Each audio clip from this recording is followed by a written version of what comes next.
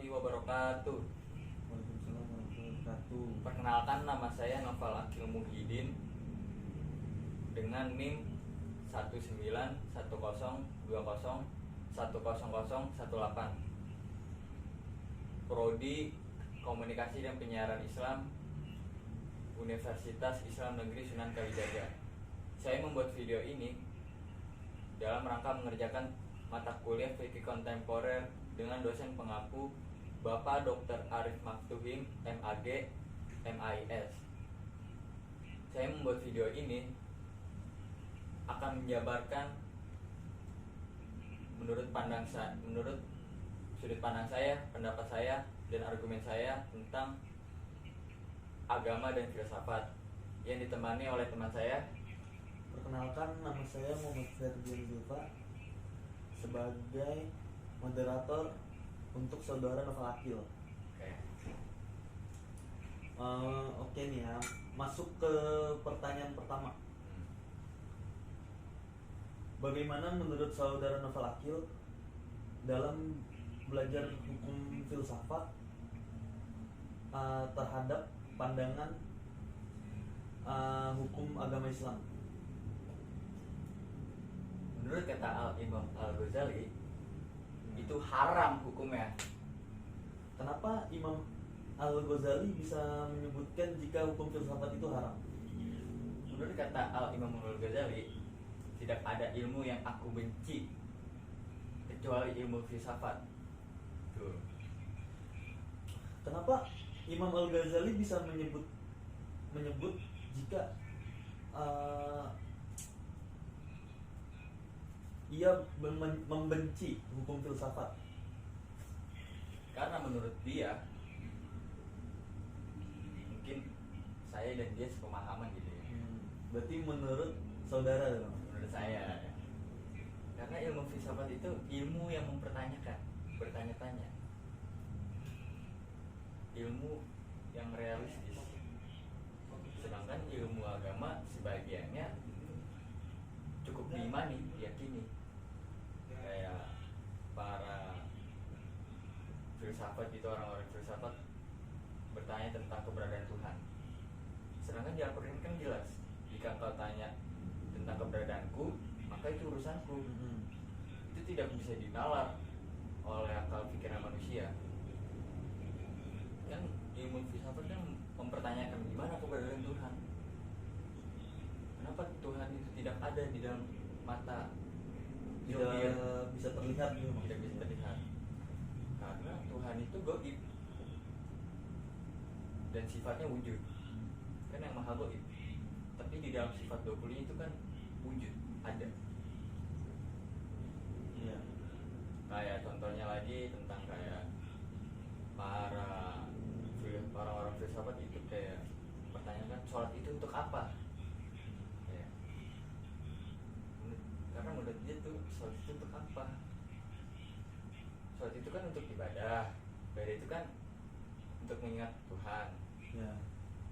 Apakah dibatasi mengingat Tuhan dengan 5 waktu? Kan enggak. Berarti kalau kita ngobrol begini nih, mengingat Tuhan itu kan termasuk ibadah. Kata-kata orang filsafat, ya kan? Tapi saya patahkan argumen itu. Karena bagi orang umat muslim, umat Islam, saat dilahirkan, yang pertama kali didengar itu apa? Panggilan sholat, panggilan azan. Ya udah, kita ya harus mengikuti perintah. Nah, Tuhan aja juga di dalam Al-Quran menyebutkan aqimi sholat, dirikanlah sholat. Gitu. Oh gitu. Iya. Berarti kita tidak bisa menyangkut pautkan filsafat kepada agama. Tidak bisa menyangkut pautkan kayak realistis gitu ya, terhadap agama. Karena di dalam rukun iman aja itu sebagian gaib. Beriman kepada Allah, beriman kepada malaikat, ya kan? Beriman pada hari akhir, ya kan, itu sifatnya yang belum terjadi. hari akhir kiamat kan belum terjadi. Pada malaikat kan sifatnya gaib. Kita cukup meyakini bahwa adanya malaikat gitu. Yang tidak bisa harus diperlihatkan oleh mata zohir gitu. Oh, berarti orang yang atau filsuf gitu ya, dia itu tidak percaya akan adanya agama, tidak akan percaya adanya Tuhan, begitu mungkin ya. Ya sebagian. Karena dia mempertanyakan keberadaan Tuhan, yang dimana Tuhan itu merupakan keyakinan dalam diri kita sendiri. Nah, kita ke pertanyaan selanjutnya saja.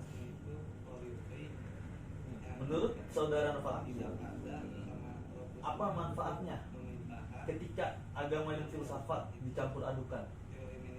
Menurut saya bagus. Kenapa bisa saudara sebut bagus?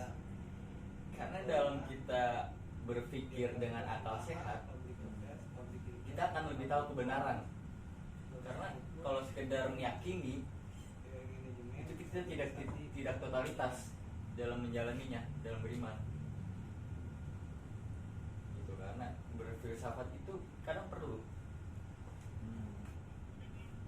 Toh Nabi juga mengajarkan berlogika kok. Karena ayat yang turun itu kan ikro. Ikro. Bacalah Tuhanmu, bacalah dirimu, dan bacalah sekelilingmu. Itu juga ada juga kayak man arofa nafsahu fakat arofa rabbahu. Kenalilah dirimu, maka kau akan kenal Tuhanmu. Nah, disuruh baca ikro, baca. Ada lagi pertanyaannya? Mungkin cukup sampai sini aja ya, saudara saudara Nova Akil. Ya. Ya udah. Ya. Itulah video tugas saya, penjabaran saya yang diajukan pertanyakan oleh saudara Ferdian ini. Semoga yang baiknya bisa diambil, yang buruknya jangan diambil. Karena saya ini hanya manusia biasa yang banyak salah dan banyak lupa. Karena kesempurnaan itu hanyalah milik Allah Subhanahu wa taala. Betul. Mohon dimaklumi jika ada salah kata yang bercondong kepada